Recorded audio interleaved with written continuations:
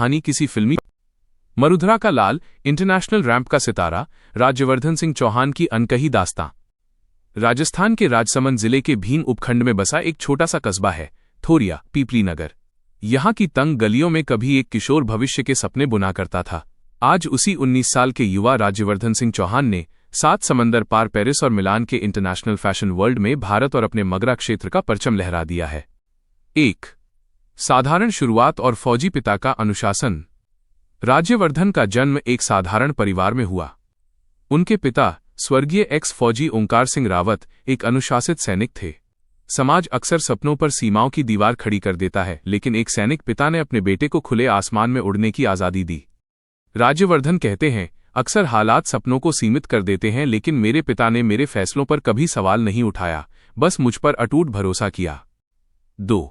NEET की राह से फैशन की दुनिया तक। हर मध्यम वर्गीय परिवार के बेटे की तरह राज्यवर्धन भी नीट की तैयारी कर रहे थे, लेकिन नियति ने उनके लिए कुछ और ही सोच रखा था। उलझनों के बीच एक दोस्त ने उनकी कदकाठी देखकर मॉडलिंग की सलाह दी। किस्मत का मोड़। नीट की परीक्षा के बाद राज्यवर्धन ने एक मॉडलिंग एजेंसी में आवेदन किया। सपनों की नगरी, उन्हें एनॉन मॉडल्स के जरिए मुंबई बुलाया गया। ग्लोबल पहचान। कुछ ही महीनों के भीतर उनके पास फ्रांस, इटली, स्पेन और लंदन जैसे देशों से बड़े प्रस्ताव आने लगे। 3. सफलता की दहलीज पर गहरा आघात। जब राज्यवर्धन का करियर नई ऊंचाइयां छू रहा था, तभी उन पर दुखों का पहाड़ टूट पड़ा। 22 नवंबर 2025 को उनके सबसे बड़े मार्गदर्शक, उनके पिता ओंकार सिंह रावत का निधन हो गया। राज्यवर्धन पूरी तरह टूट चुके थे, लेकिन पिता की सीख और उनका सपना उन्हें रुकने नहीं दे रहा था। 4. पेरिस और मिलान, आंसुओं के बीच ऐतिहासिक डेब्यू। पिता के निधन के गम को सीने में दबाए राज्यवर्धन 4 जनवरी को पेरिस पहुंचे। यहां से शुरू हुआ एक नया इतिहास।